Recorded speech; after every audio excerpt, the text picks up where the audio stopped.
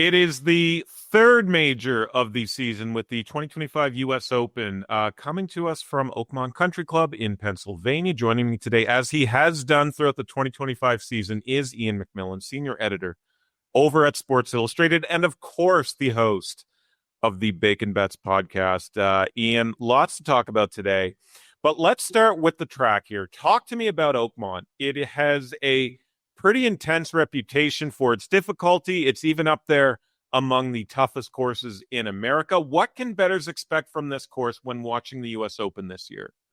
Yeah, it is exactly that. Not only is it one of the most difficult golf courses, it's a pure test. It's hard everywhere. It's going to be hard off the tee. It's going to be hard with the approach. There's pot bunkers all over the place. The biggest difference is a lot fewer trees this time around at Oakmont. They cut down a lot of those, so it's going to actually feel a little bit more like a links style of golf course a little bit. And it's extremely, extremely long, measuring out 7,372 yards this year. That's 100 yards further than it was in 2016, the last time the U.S. Open was hosted here.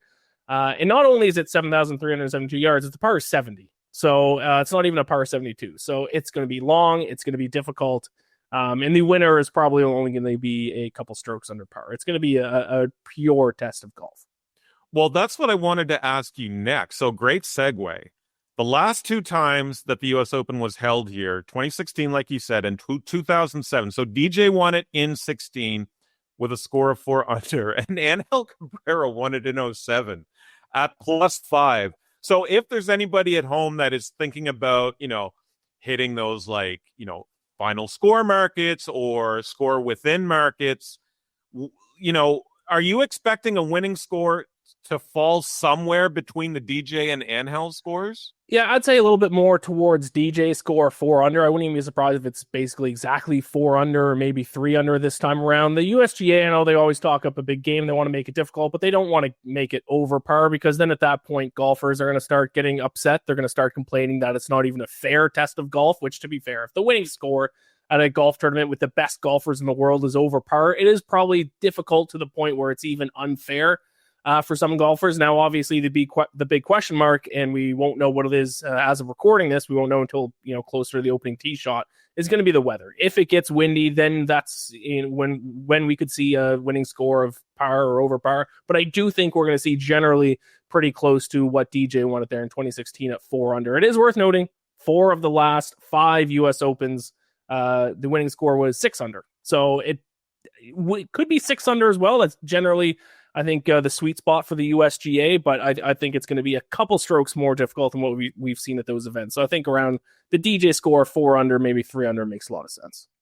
I feel like a broken record when doing these videos with you and talking about Scottie, but it has to be done. This guy is insane right now.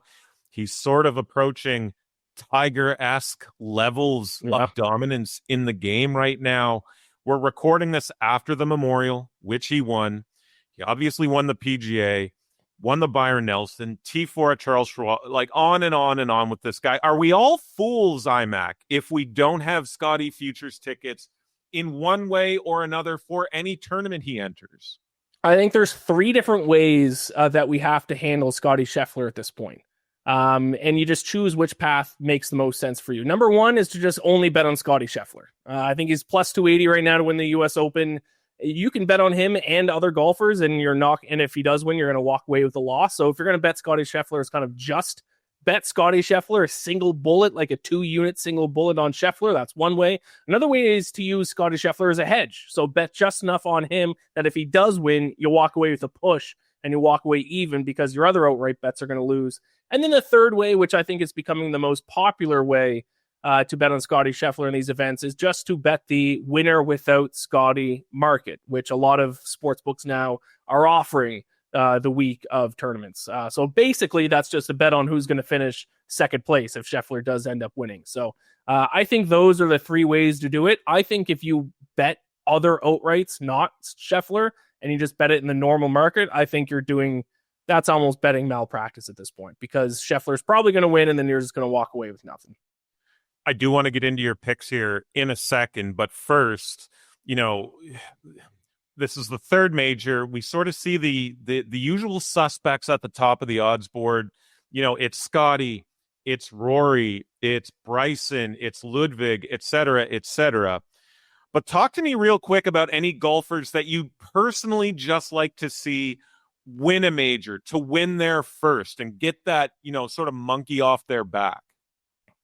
I think the biggest name, it's not going to happen, but Tommy Fleetwood. And he has actually been playing extremely good golf this season. And a U.S. Open style, of course, does fit his game pretty well. He's a guy that can kind of scramble around and save par quite a bit. But I mean, we've seen him choke away normal PGA Tour events. Can he get that monkey off his back at an extremely difficult major? Probably not. I think a fun story to see win their first major would be Ludvig Åberg, who was a big name coming into this season. He got a win early in the year.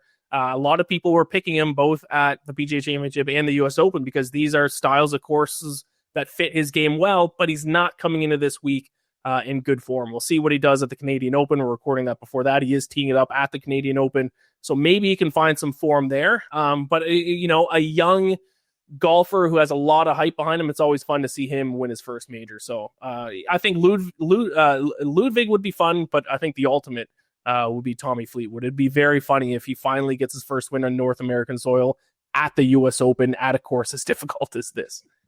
And yeah, I mean, two great names there. And I mean, I got to say, Adidas has been outfitting Ludvig with some great wardrobe choices here. We've seen in the majors so far in 2025. But Scottie is the fave here, plus 275 at Oakmont. No shock there at all.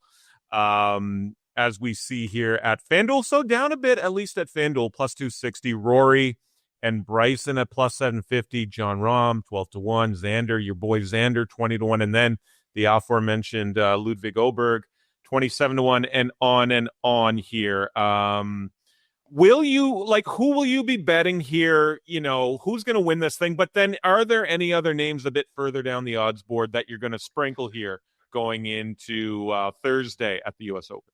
Yeah, listen, I mentioned it earlier. There's 3 different ways to bet on Scottie Scheffler. The way I'm going to do it is I'm going to bet one long shot at 100-1. I'll give you a second. But I am just mostly going to do a single bullet on Scottie Scheffler. I'm going to place a pretty big bet on him right now. Because if you look at implied probability, plus 260 is what, 24%, 25% chance to win the event? Do you think Scottie Scheffler has a 24% chance of winning? I would say a lot higher than that.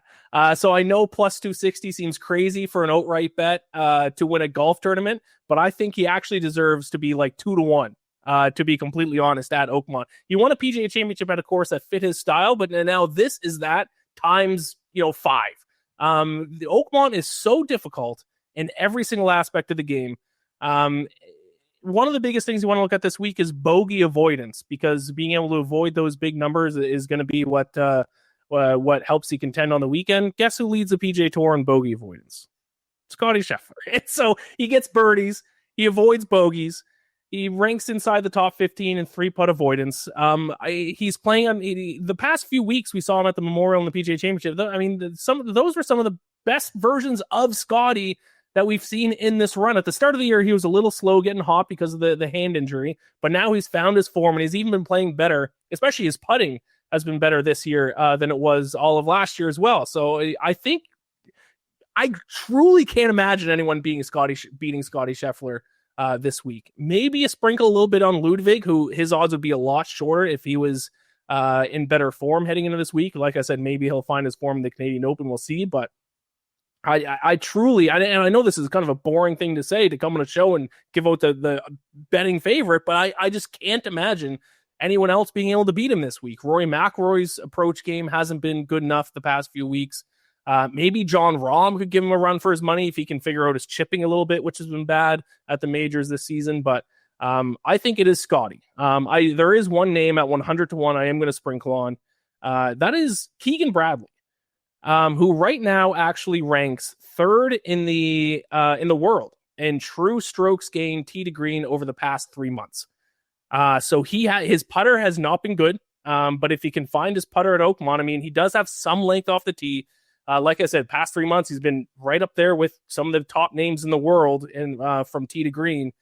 He's 100-1 right now to win the event. And I mean, what a fun storyline it would be if the captain of Team USA for Ryder Cup won the U.S. Open. That'd be a pretty crazy story. So I do think Keegan Bradley's actually worth a little sprinkle at 100-1. But other than that, like I'm looking at like none of the other names at the top of the list, I think are worth the bet at their odds because you got to beat Scottie. And I just don't see that happening.